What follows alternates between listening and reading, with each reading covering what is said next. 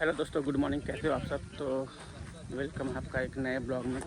तो दोस्तों आइए हम लोग सबसे पहले यहाँ जो हम बाबा पूजा कराते हैं उनसे कुछ पूछते हैं। तो बाबा, ये जो आज कार्यक्रम चल रहा है पितृपक्ष का, उसके बारे में कुछ बताइए ना। देखिए, आज पितृपक्ष के छठा दिन है, षष्ठी तिथि। 11 बजे तक षष्ठी तिथि रहेगा। इसके बाद सप्तमी शुरू हो जाएगा और कल सप्तमी रहेगा 8:41 तक। इसके बाद अष्टमी हो जाएगा। कल 2 तर्पण होगा, सप्तमी अष्टमी दोनों का। और श्राद्ध जिनको करना है वो आज षष्ठी सप्तमी दोनों का होगा। आज छठा दिन है।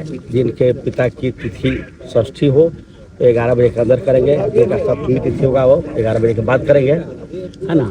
और ये परंपरा लगभग 36 वर्ष में यहाँ करा रहा हूँ। हाँ, 18 नवंबर 89 को यहाँ आया था और 90 से हम प्राप्त कर रहे हैं। सभी जजमान लोग स्तर पर तो का जो तिथि होता है प्रति करते हैं। अतिथि के दिन पूर्णाहुति करते हैं। प्रतिदिन 2, 4, 5 बजे तर्पण समापन होता है। और ये अमावस्या 21 सितंबर तक चलेगी। ठीक, 22 से फिर नवरात्रि शुरू हो जाएगा। ठीक है बाबा। तो दोस्तों, भारतीय संस्कृति में जीवन और मृत्यु दोनों का अपना गहरा महत्व है। यहाँ न केवल देवताओं की पूजा अर्चना की जाती है, बल्कि पूर्वजों को भी विशेष सम्मान दिया जाता है। मान्यता है कि हमारे पूर्वजों के आशीर्वाद से ही परिवार में सुख, शांति और समृद्धि बनी रहती है।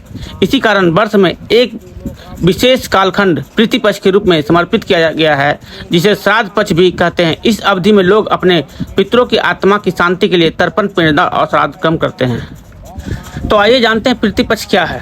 पितृपक्ष भाद्रपद पूर्णिमा से अश्विन अमावस्या एक लगभग 16 दिनों का कालखंड होता है। इसे श्राद्ध पक्ष या महालक्ष्मी पक्ष भी कहा जाता है।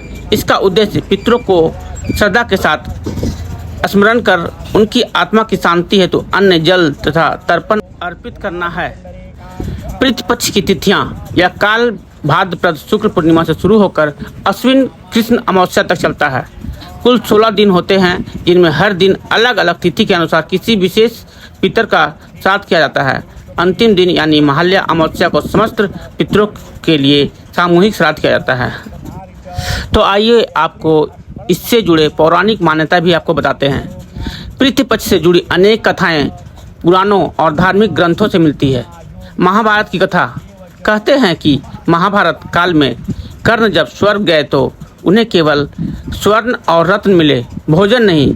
कारण पूछा तो पता चला कि उन्होंने जीवन भर दान तो खूब किया, लेकिन अन्न और जल का दान कभी नहीं किया।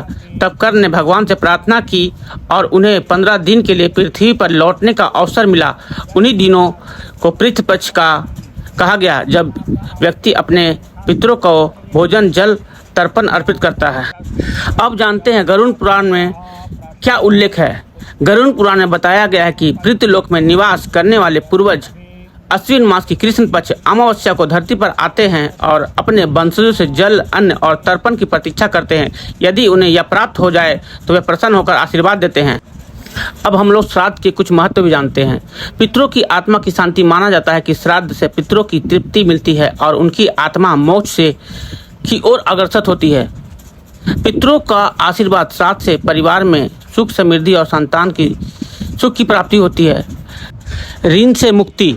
हिंदू शास्त्रों में 3 ऋण बताए गए हैं: देव ऋण, ऋषि ऋण और पितृ ऋण। श्राद्ध करने से पितृ ऋण से मुक्ति मिलती है। सामाजिक महत्व। यह पूर्वजों के प्रति कृतज्ञता व्यक्त करने का अवसर है, जो हमारी परंपरा और संस्कारों को जीवित रखता है। अब हम लोग जानते हैं पितृपक्ष में किए जाने वाले कर्म। पहला है तर्पण। तर्पण का अर्थ है जल का अर्पण करना। कुसा और तिल मिश्रित जल पितरों को समर्पित किया जाता है। दूसरा है पिंडदान।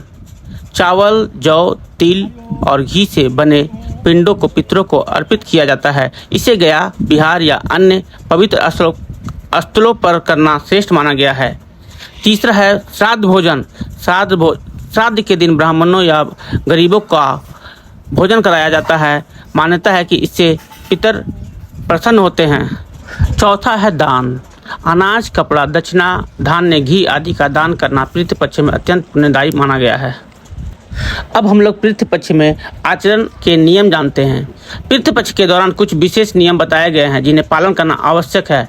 इस अवधि में शुभ कार्य जैसे विवाह, गृह प्रवेश, नामकरण नहीं किए जाते हैं। शराब, मांसाहार और तामसिक भोजन से बचना चाहिए। ब्रह्मचार्य का पालन करना चाहिए। प्रतिदिन स्नान करके पितरों का तर्पण देना श्रेष्ठ है। घर में स्वच्छता और सात्विक वातावरण बनाए रखना चाहिए। आइए अब हम इसके कुछ वैज्ञानिक दृष्टिकोण भी देखते हैं। आधुनिक दृष्टिकोण से भी पितृपक्ष का महत्व समझा जा सकता है। वर्षा ऋतु के बाद जब वातावरण शुद्ध होता है तब ताजे अनाज और अन्य से पितरों का नाम पर दान और भोजन करना स्वास्थ्य के लिए लाभकारी है।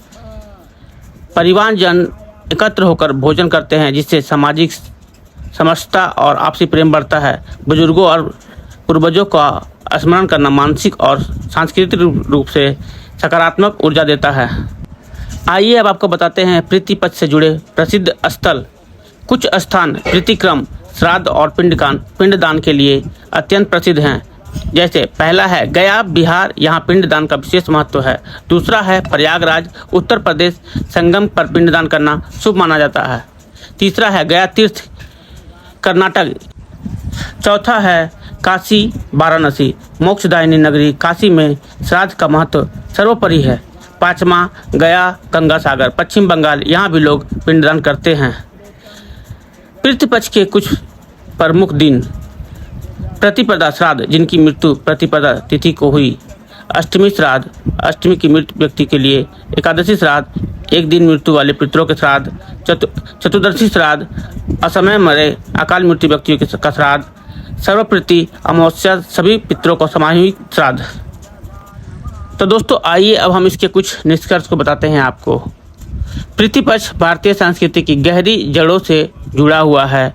यह केवल धार्मिक अनुष्ठान नहीं बल्कि पूर्वजों के प्रति आभार प्रकट करने का अवसर है। इससे हमें यह सीख मिलती है कि हम जिस नींव पर खड़े हैं उसे भूलना नहीं चाहिए। पूर्वजों का स्मरण करने से न केवल हमें आत्मिक शांति मिलती है बल्कि यह हमारी आने वाली पीढ़ियों को भी संस्कार और परंपरा से जोड़ने का सशक्त माध्यम है। पितृपक्ष वास्तव में श्रद्धा, कृतज्ञता और पारिवारिक एकता का पर्व है। तो दोस्तों ये थी पितृपक्ष से जुड़ी कुछ जानकारियाँ। तो ये छोटा सा ब्लॉग आपको कैसा लगा, जानकारी कैसी लगी, कमेंट में जरूर करके बताइएगा। और अगर ऐसा ही वीडियो आप देखना चाहते हैं, ऐसा ब्लॉग देखना चाहते हैं तो हमें कमेंट करते रहिएगा। और चैनल पर पहली बार आए हैं तो चैनल को सब्सक्राइब कीजिएगा। और अगर फेसबुक पे देख रहे हैं तो फॉलो कीजिएगा। फिलहाल के लिए बाय बाय, थैंक यू। मिलते हैं नेक्स्ट ब्लॉग में दोस्तों।